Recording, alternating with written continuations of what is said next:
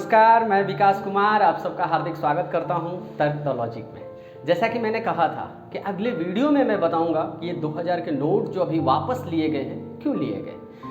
सच कहूं तो जैसे ही 2000 का नोट डीमोनेटाइजेशन के बाद 2016 में लागू हुआ था, प्रचलन में आया था, उसी समय उसकी किस्मत लिख दी गई थी, यानी कि वो आएगा और जाएगा भी। तो सवाल ये उठता है कि जब कोई नोट आता है मार्केट में और जब पहले से पता है कि हमें इसे बाद में बंद करना है, तो फिर लाने का लॉजिक क्या है?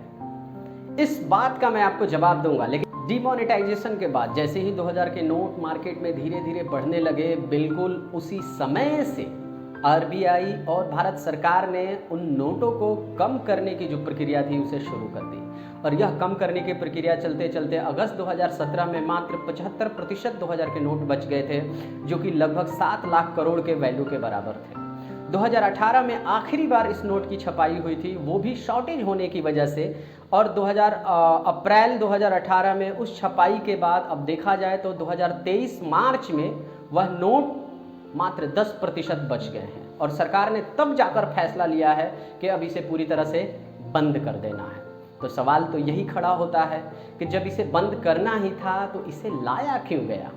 मैं आपको बताता हूँ। जब 2016 में डीमोनेटाइजेशन के बाद 500 और 1000 के नोटों को रिप्लेस करना था, तब किसी न किसी नोट की तो ज़रूरत थी।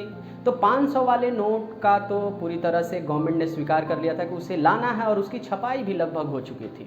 2000 नोट जो छपने वाले थे उसका अप्रूवल मात्र कुछ ही महीने पहले आरबीआई को मिला था। अब ये क्यों किया गया? क्यों? क्योंकि 500 के नोट जहां अगर सिर्फ छापने होते तो उसकी मात्रा लगभग 2 गुनी से 3 गुनी करनी पड़ती।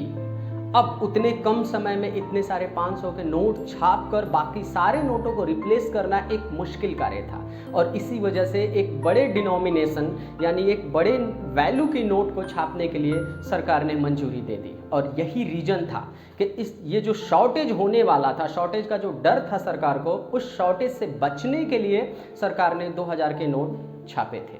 अगला सवाल ये है कि क्या इस 2000 के नोट को वापस लेने के बाद भारत में इसका असर इकॉनमी, जीडीपी या किसी भी इंस्टीट्यूशन पर पड़ेगा या नहीं पड़ेगा?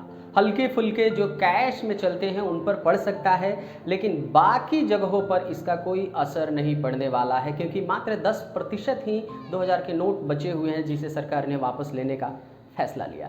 इतना ही नहीं, 2016 के बाद लगभग डिजिटलाइजेशन देखा जाए यानी ऑनलाइन ट्रांजैक्शन की बात अगर की जाए तो इतना ज़्यादा बढ़ा है कि कैश का जो उपयोग है वाइडली पूरी तरह से 2000 के नोटों का उपयोग बहुत कम होता था और इस तरह से इस नोट के जाने से कोई भी प्रभाव विशेष तौर पर नहीं पड़ने वाला है। तो अंत में कहा जा सकता है कि 2000 नोट लाने का मात्र एक ही कारण था कि जो नए डिमोनेटाइजेशन की प्रक्रिया शुरू हुई उसको सुचारू रूप से सफल बनाने के लिए नोट के शॉर्टेज ना हो और सहूलियत बना रहा है इस प्रक्रिया में।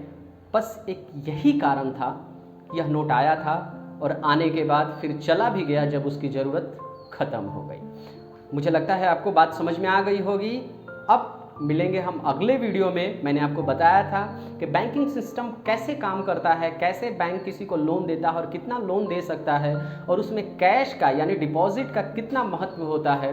तो अगले वीडियो में हम फिर से मिलेंगे। तब तक के लिए बहुत बहुत धन्यवाद।